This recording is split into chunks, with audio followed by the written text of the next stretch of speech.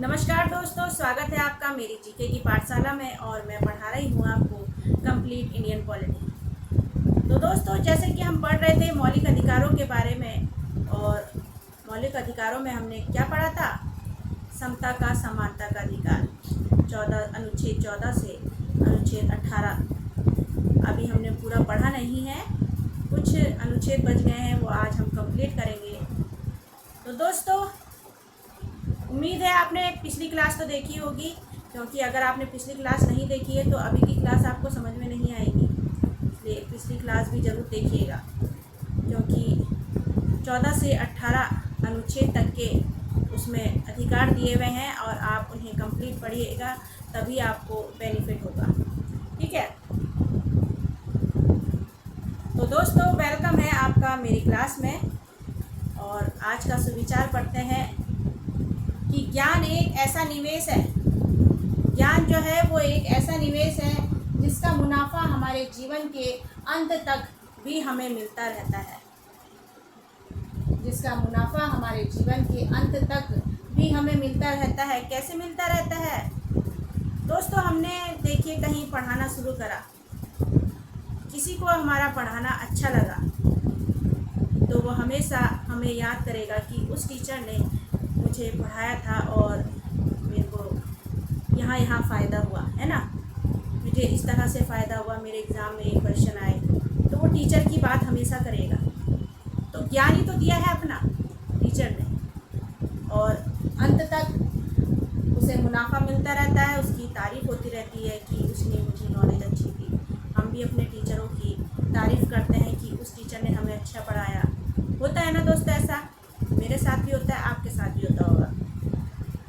तो क्योंकि जो अपने किताबी ज्ञान दूसरों को देते हैं वह ज्ञान उतना ही बढ़ता रहता है। ऐसा नहीं है पैसे की तरह कि आज हमने उसको पैसे दे दिए तो हमारे पास पैसे कम हो गए। हमारा ज्ञान ऐसा नहीं है, हमारा ज्ञान ऐसा है जितना हम दूसरों को देंगे उतना हमारे पास उससे ज़्यादा लौट कर वापस आएगा।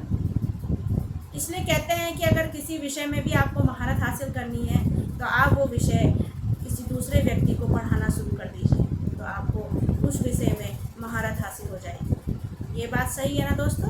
गौर कीजिएगा इस पर। हमारी की हुई पढ़ाई हमें कभी भी पछतावे का एहसास नहीं करवाती। जैसे दोस्तों देखते हैं ना, अब हम टीवी देखते हैं, अभी हमारा पढ़ने का टाइम है, अभी हमारी एक एज है कि हम तैयारी कर सकते हैं, हम किसी भी कंपटीशन की तैयारी कर सकते हैं और उसमें पास हो सकते हैं, ये हम जानते हैं। लेकिन हम उस टाइम का यूज़ नहीं कर रहे हैं। हम उस टाइम में क्या कर रहे हैं? या तो टीवी देख रहे हैं, या कहीं घूमने जा रहे हैं, या फिर हम क्या कर रहे हैं, आजकल तो फ़ोन्स में रील्स चल रही हैं वो देख रहे हैं। देखना भी ठीक है एक तरह से, मगर लिमिट से। नहीं तो आजकल सोशल मीडिया ऐसा हो गया है कि एक चीज़ देखो तो और देखने का मन करता है ना, तो वहीं हमारा टाइम बर्बाद हो जाता है और फिर हमारे पास पछताने के अलावा और कुछ नहीं रहता। तो वही कह रहे हैं कि हमारी की भी पढ़ाई हमें कभी भी पछतावे का एहसास नहीं करवाती, क्योंकि वह हमारे अंदर और उत्साह जागृत करती है। इसलिए जो अपनी पढ़ाई में डूबा रहता है, जो अपनी पढ़ाई को बहुत अच्छे तरीके से करता है, तो वह ज़रूर सफलता हासिल कर लेता है। तो दोस्तों, ये थी मेरी मोटिवेशनल लाइंस। अगर अच्छी लगी हो तो इस पर गौर कीजिएगा, इस पर ध्यान दीजिएगा, ठीक है?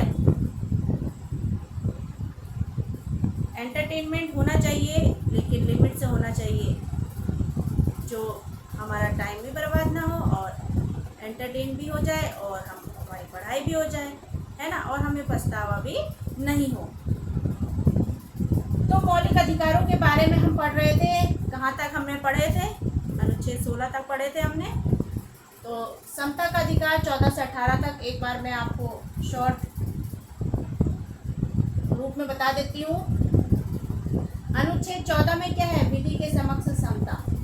ठीक है, थोड़ा टाइपिंग मिस्टेक हो गई, अनुच्छेद यहाँ आ गया, ठीक है। अनुच्छेद 15 में है धर्म, मूल वंश, जाति, जन्म स्थान के आधार पर कोई भेदभाव नहीं होगा। अनुच्छेद 16 में है लोक नियोजन के विषय में अवसर की समता। अनुच्छेद 17 में है अस्पृश्यता का अंत और अनुच्छेद 18 में है उपाधियों का अंत।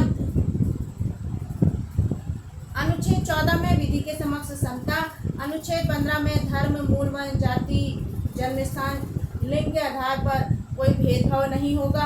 अनुच्छेद 16 में लोक नियोजन के विषय में अवसर की समता और अनुच्छेद 17 में अस्पृश्यता का अंत, अनुच्छेद 18 में उपाधियों का अंत। ये हैं 14 से 18 तक के अनुच्छेद जो हमारे मौलिक अधिकार भी हैं। ठीक है, तो ये आ जाते हैं अनुच्छेदों के बारे में क्या है, अनुच्छेद 17 में क्या है, अनुच्छेद 18 में क्या है। तो ऑप्शन आ जाएंगे और आपको दे देंगे ऑप्शन। अगर आपको पता होगा तभी आप सही आंसर पर टिक कर पाएंगे। ठीक है, अब संविधान के अनुच्छेद 16(6) में संशोधन हुआ और राज्य की नौकरियों या सरकारी नौकरियों में नियुक्ति में पहले से आरक्षित वर्गों को छोड़कर, जिन्हें आरक्षण मिला हुआ है उन्हें छोड़कर समाज के जो आर्थिक रूप से कमजोर नागरिक हैं, जो आर्थिक रूप से कमजोर हैं, उनके लिए क्या किया गया, आरक्षण का प्रावधान किया गया। उनको आरक्षण दिया गया अनुच्छेद 16(6) में। ठीक है, सुप्रीम कोर्ट ने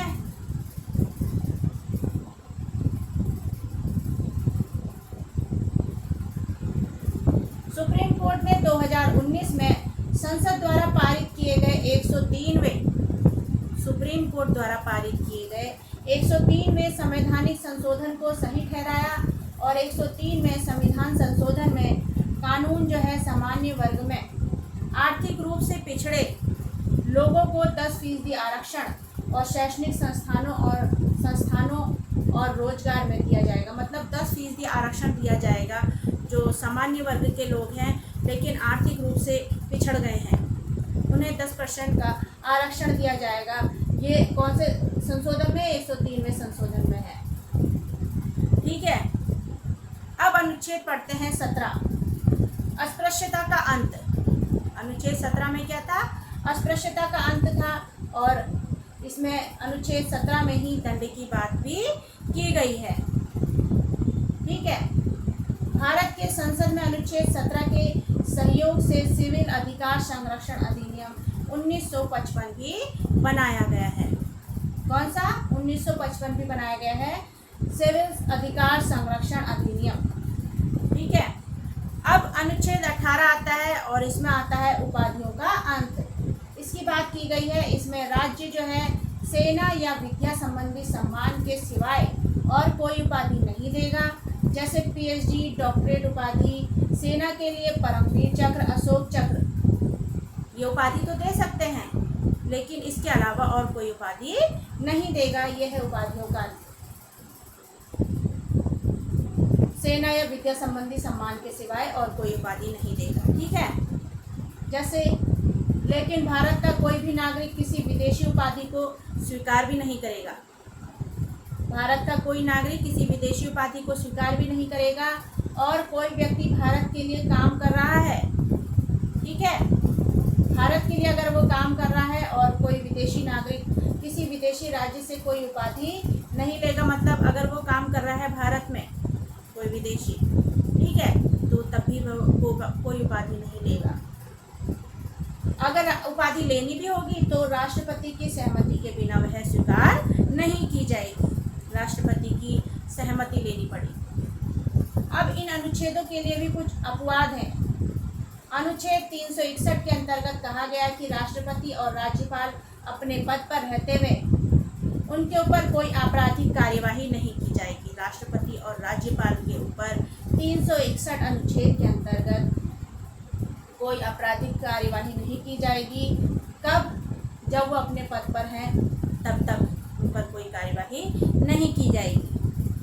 अब अनुच्छेद 105 संसद और अनुच्छेद 194 विधायक, इनके अनुसार इन अनुच्छेदों के अनुसार संसद के सत्र शुरू होने के 40 दिन से पहले और 40 दिन के बाद में दीवानी मामलों में, जैसे सिविल के, संपत्ति के, उत्तराधिकार के केस हो गए ना, तो इन पर सांसदों या विधायकों की गिरफ्तारी नहीं की जा सकती।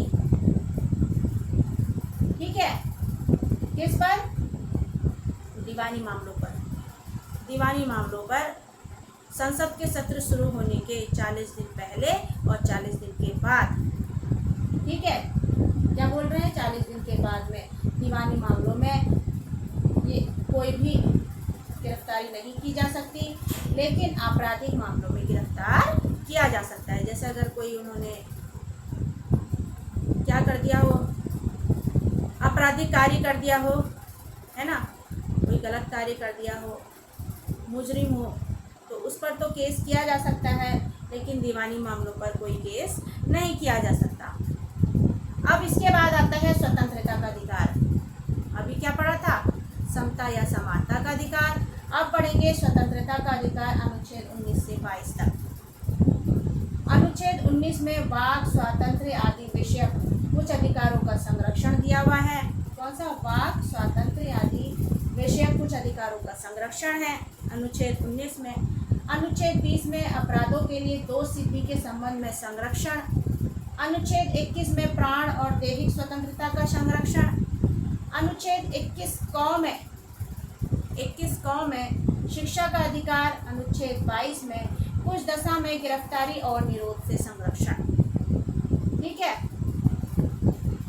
अनुच्छेद 20 में क्या है, दोष सिद्धि के संबंध में संरक्षण है, और अनुच्छेद 22 में गिरफ्तारी और निरोध से संरक्षण है। ये है स्वतंत्रता के अंतर्गत, स्वतंत्रता के अधिकार के अंतर्गत अनुच्छेद 19 से 22 तक।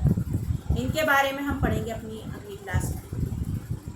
तो दोस्तों, इन सबको आपने याद करना है, आपके लिए बहुत इम्पोर्टेंट है, आपके एग्ज़ाम के पर्पज़ से बहुत इम्पोर्टेंट है, और आप जितना अच्छे से पढ़ेंगे आपको याद भी हो जाएगा। इजी लैंग्वेज में मैं आपके लिए ये लाई हूँ टॉपिक सारे लिखकर। उम्मीद है आपको पसंद आएंगे। तो दोस्तों, मिलते हैं आपसे अपनी अगली क्लास में। तब तक के लिए अपना ध्यान रखें, स्वस्थ रहें, खुश रहें।